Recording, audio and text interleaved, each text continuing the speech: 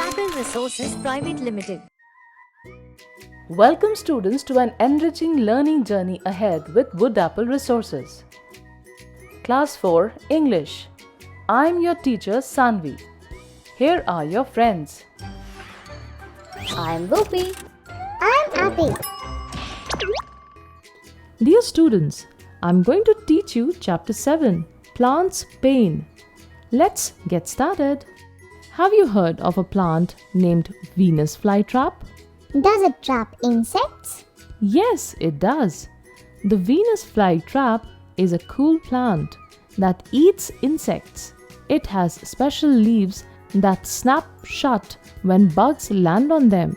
After catching the insects, the plant eats them to get the nutrients it needs. It's like a plant that can catch its own food. Wow, that's amazing. Today we will learn about another plant, that is the Touch Me Not plant, along with a lot of information on plants. Ria was curious about the special plant her mom had planted. She watched it every day and had lots of questions about it. One day, she couldn't wait any longer and called her mom in an upset voice. Her mom rushed to the garden concerned.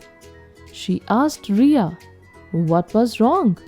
Why did she look so puzzled? Ria told her mother that when she touched the leaves of the plant, they closed up. Sometimes they drooped when she touched or shook them, but then they opened again after a few minutes. She inquired if the leaves were in pain or scared when she touched them. Did plants have feelings like we do? Ria's mom smiled and nodded, "Yes, Ria.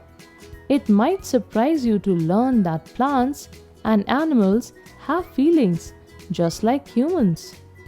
They can feel things like pleasure and pain." Pointing to the plant in the garden, she added, "The one you are looking at is called a Touch Me Not plant. It's shy, and when you touch its leaves, they close up." Intrigued, Ria asked her mother if animals felt pain too. "Absolutely, Ria," her mom replied. "It's easier to see pain in animals because they show it more clearly. But like humans, animals can feel pain not only when they are physically hurt, but also when they are afraid or sad. Some researchers even found that animals can experience feelings similar to ours. For example, animals can get anxious when they are taken away from their natural homes. Ria was still curious and asked her mom, "If we can't really see emotions in plants, how do we know they feel pain and are scared?" Smiling, her mom replied, "Oh, my little curious mind. A scientist named Jagdish Chandra Bose first looked into this. He is called the father of modern Indian science. Bose did many experiments to show that plants can feel pleasure and pain. He loved nature and had wanted to learn more about it since his school days. Bose was really interested in plants, so he grew different flowers and fruits.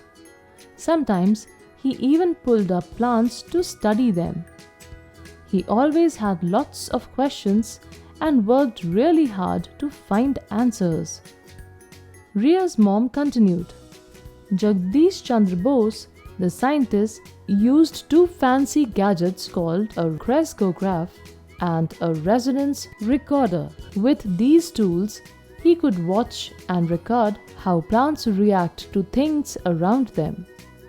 The crescograph checked how plants grow, and the resonance recorder noted when plants shook or trembled, like when they felt pain or were being uprooted. It made the tiny movements of plant parts look much bigger, like 10,000 times bigger, so he could see them better.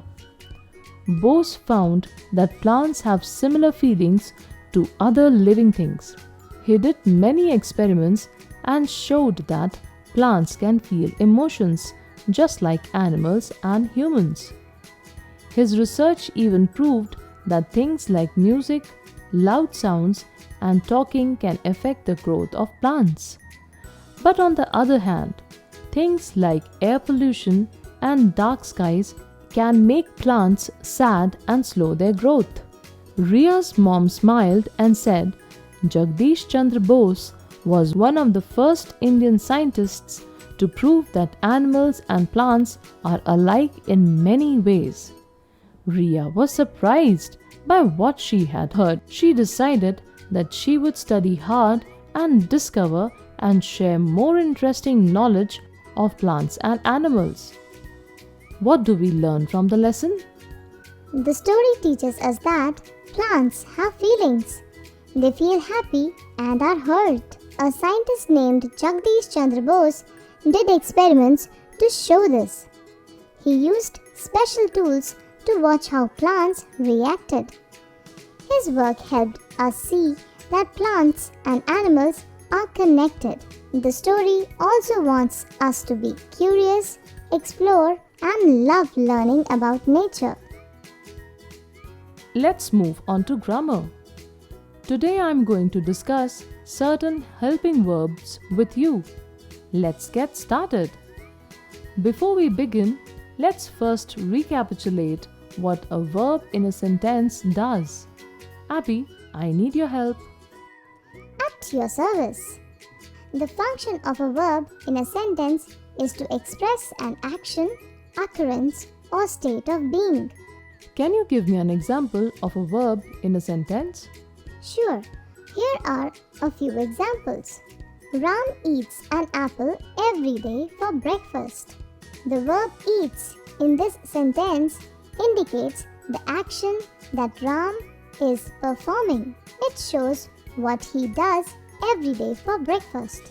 The girls are cooking in the kitchen. The verb phrase are cooking indicates an ongoing action. It shows what the girls are currently cooking in the kitchen. Rita reads a story to her younger sister at bedtime. The verb reads shows the action that Rita is performing. It indicates the activity of reading a story to her younger sister at bedtime. Very good, Abby. Today, we are going on a special journey to explore 3 important helpers in the verb world. Can anyone guess what they are? Are they superheroes? Well, not exactly superheroes, but they do play a crucial role in making sentences complete. We are talking about the helping verbs have, has, and had. What do they help with? Great question, Appy. These helping verbs work with the main verbs to show different times and actions. Let's dive into it. Let's start with have. Appy, can you give me a sentence with have? I have finished my homework. Fantastic! In this sentence, have is the helping verb and finished is the main verb. Together, they indicate the completion of the homework. Appy, can you give me a sentence with has? She has painted a beautiful picture. Great job! In this sentence, has is the helping verb and painted is the main verb. Together, they indicate the completion of the action of painting a beautiful picture. Can you give me a sentence with had? They had visited the zoo last summer. Excellent! In this sentence, had is the helping verb and visited is the main verb. Together, they indicate the past action of visiting the zoo last summer. Here are some pointers to help you. Has is used with singular nouns or pronouns in the present tense. It is used with he, she, and it. Have is used with plural nouns or pronouns in the present tense. It is used with I, you, we, and they. Had can be used either with singular or plural subjects in the past tense. can be used with he, she, it, I, you, we, and they. Let's test ourselves. Appy, will you help us fill in the blanks with has, have, or had? Yes, always ready to help. She dash a new car. She has a new car.